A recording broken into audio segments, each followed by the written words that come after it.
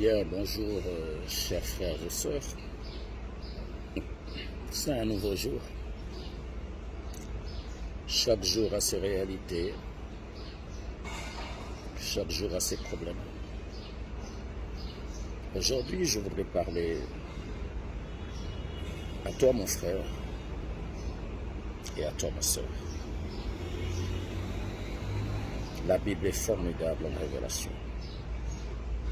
Les passages que nous avons lus pendant des années, mais l'interprétation révèle de la faveur de Dieu. Et sa faveur est sur nous ce matin.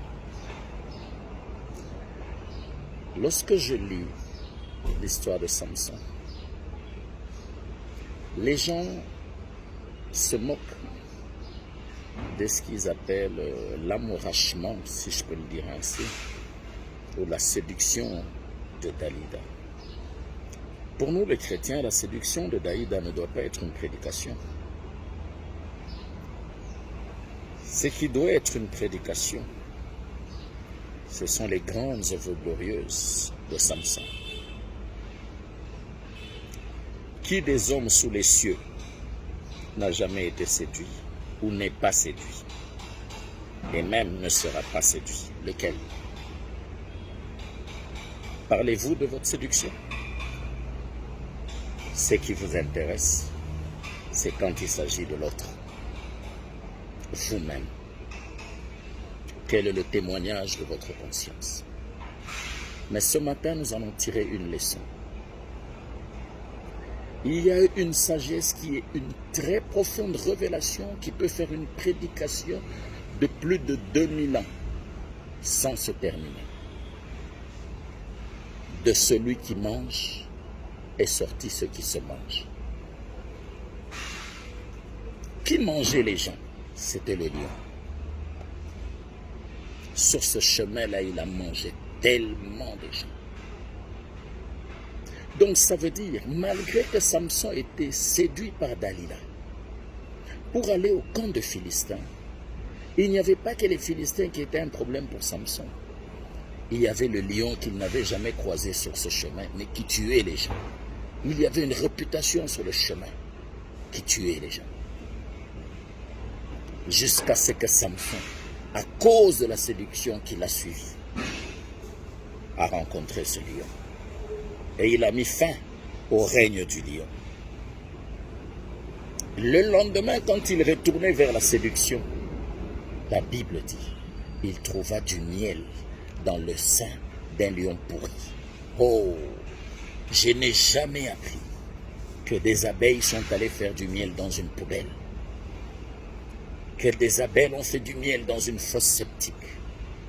Les abeilles n'ont jamais fait du miel dans un lieu sale. Non. Le miel est sacré et les abeilles ne vont que dans un lieu propre pour faire le miel. Et ils puisent ce sucre-là. Où pour faire le miel? Dans les fleurs. Dans la séduction-là, qui aujourd'hui doit être appelée la faiblesse de Samson. Ce qui peut être ma faiblesse aujourd'hui.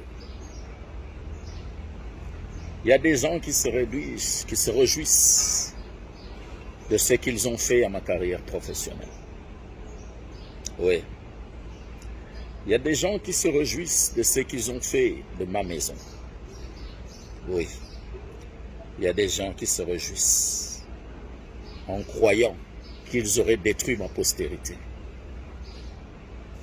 Mais le problème avec la postérité, c'est que moi j'ai assisté à la naissance de chaque enfant. J'ai été la première personne, même pas le médecin, à toucher l'enfant quand il naît. Et je l'ai consacré avec son cordon ombilical. Donc, vous n'avez pas touché mes enfants. Vous ne les avez pas touchés. C'est ma chair que vous avez touchée. La chair est comme un vase. Tant qu'il est vide à l'intérieur, quelle importance pour ceux qui l'ont acheté afin d'y mettre des trucs.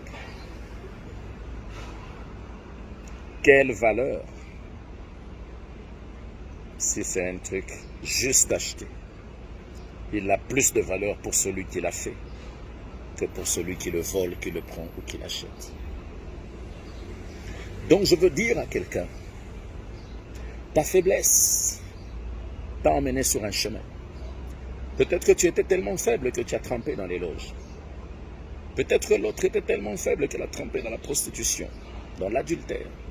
Peut-être que l'autre était tellement faible qu'il a trempé dans le mensonge des apparences, dans les titres et les appellations. Peut-être qu'un autre était tellement faible qu'il est devenu fourbe. Peut-être qu'un autre est tellement faible qu'il est paralysé, qu'il a le cancer, qu'il est devenu cardiaque, hypertendu. Il a perdu l'espérance. C'est une faiblesse. Chaque jour tu sors et tu ne trouves pas ce que tu attends. Tu rentres dans la faiblesse. Tu te lèves demain, tu retournes vers la faiblesse. Tu as espéré que ces gens pouvaient faire quelque chose pour toi. Ils te font marcher pendant 1 mois et ils se rient de toi. Ça les amuse de te faire marcher. Quand tu tournes le dos, ils parlent.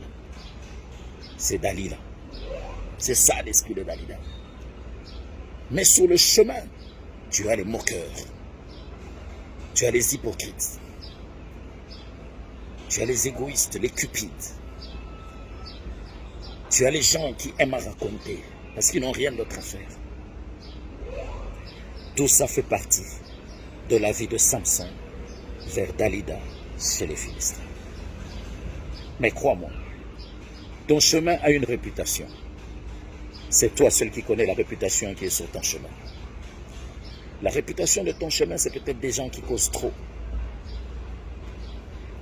La réputation de ton chemin, c'est peut-être des gens qui prennent des images pour raconter à qui ils veulent. La réputation de ton chemin, c'est un cauchemar. La réputation de ton chemin, c'est peut-être que tu es assis, tu attends que quelqu'un te prenne. La réputation de ton chemin, c'est peut-être les larmes. La réputation de ton chemin, c'est peut-être la tristesse, la stérilité, la honte, les crachats, la poubelle, l'étouffement, l'écrasement. C'est ça la réputation de ton chemin. Mais la solution qui changera la réputation, elle ne viendra pas d'ailleurs, elle viendra de toi, parce qu'en toi, il y a une force. Pour que tu sois à l'aise sur le chemin, il faut que la réputation du lion s'arrête. Aujourd'hui, c'est un jour. Ce lion sortira. Peut-être qu'on lancera vers toi une chose qui doit te mettre dans une colère bleue, afin que tu perdes le nord et qu'il t'atteigne. Ne tombe pas. Un lion apparaîtra. C'est peut-être quelqu'un qui crachera sur toi. Un lion apparaîtra. Oh! C'est peut-être une maladie qui te frappera en chemin. Je ne sais pas à quoi ressemblera le lion qui apparaîtra sur ton chemin aujourd'hui. Mais j'ai un message pour toi. Comme Samson, ne t'effraie pas, mais déchire-le. Tu ne peux déchirer que par la foi. Tu ne peux déchirer que par l'assurance de la force qui est en toi. Déchire-le. Et passe. N'en prends pas un os, n'en prends pas un bout de chair, mais abandonne-le là où tu l'auras déchiré, afin que tous ceux qui le voyaient se rendent compte qu'on a déchiré le lion de ce chemin-là, sur lequel nous avons tous souffert.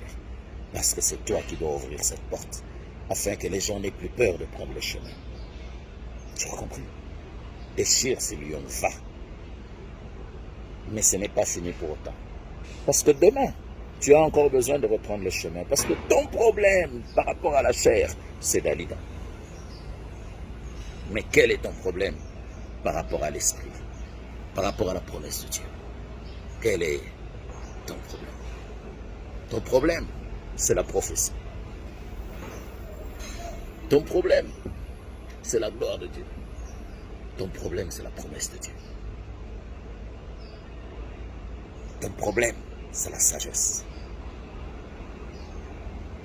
problème, c'est la fin du règne des méchants. Mais pour que tu l'atteignes, le lion doit mourir. Et ça te donne l'assurance de retourner. Lorsque tu retournes dans ce qui attire la chair, tu trouveras ce lion au même endroit. Ça, je te dis. Mais la Bible dit, un chien mort vaut plus, un chien vivant vaut plus qu'un lion mort. Les gens auront peur du lion mort. Mais toi qui sais que tu l'as achevé, tu n'auras pas peur. Quand ils te verront passer pensant que tu vas vers la séduction, Dieu a permis que tu passes par là. Non pas à cause de la séduction, mais pour que les gens comprennent qu'il n'y a plus rien sur ce chemin. Et de celui qui mangeait est sorti ce qui se mange. Oui, ils avaient avalé des tas de choses. Ils avaient pris des tas de choses. Ils avaient étouffé les voix des gens. Ils ont éteint la faveur des gens. Ils ont retenu l'élévation des gens. Ils ont retenu les promotions. Ils ont retenu l'emploi. Ils ont retenu les engagements. Ils ont retenu la santé. Ils ont retenu le commerce. Ils ont retenu ton argent. Ils ont retenu tes enfants dans le chômage. Ils ont retenu ta santé dans la maladie. Ils ont retenu ton mariage dans la séparation. Ils ont retenu tes enfants dans la douleur de vivre sans les parents ensemble. Ils ont retenu, alléluia, toi tu sais ce qu'ils ont retenu. Mais c'est toi qui apporteras le nouveau message. Quel est le message? De celui qui mange est sorti ce qui se mange. Tout ce qu'il avait pris a produit le miel pour Samson. Mais qu'est-ce que ça produira pour toi? Oh, les temps sont accomplis, où le règne des puissants est arrivé à son terme. Parce que nous ne tomberons pas. Nous ne fuirons pas. Nous n'aurons pas peur du lion. Mais nous l'avons déchiré déjà.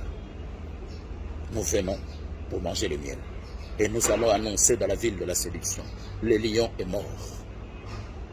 Le lion est mort. Quel est ce lion? Ce n'est pas celui de la tribu de Juda. Non. C'est le modèle qui ressemblait pour terroriser les gens. Celui-là, il est mort. Celui qui te tourmente, il en est fini. Celui qui t'a bloqué, c'est fini. Le temps dépend de Dieu. Quelle que soit la durée de la nuit, le jour finit par apparaître. Et la Bible me dit de dire à quelqu'un, si nous ne parlons pas de la sorte, il n'y aura point d'aurore pour le peuple qui vit à Zabulon. Que Dieu bénisse sa parole. Le problème, ça ne doit pas être Dalila. Le problème, c'est la réputation du chemin. Et c'est toi seul qui peux mettre fin à la réputation du chemin. Que Dieu te bénisse. Oui, que mon Dieu te bénisse. Que celui qui me rend fort te bénisse et te rende fort. Que celui qui me lève t'élève aussi. Ce n'est pas le matériel qui importe, c'est l'état de ton âme. La chrétienté, ce n'est pas une appellation. La chrétienté, ce n'est pas la gloire du matériel, des avoirs, des relations, des voyages, non. La chrétienté, c'est l'état d'âme de la personne. Es-tu chrétien? Alléluia. Amen, amen, amen.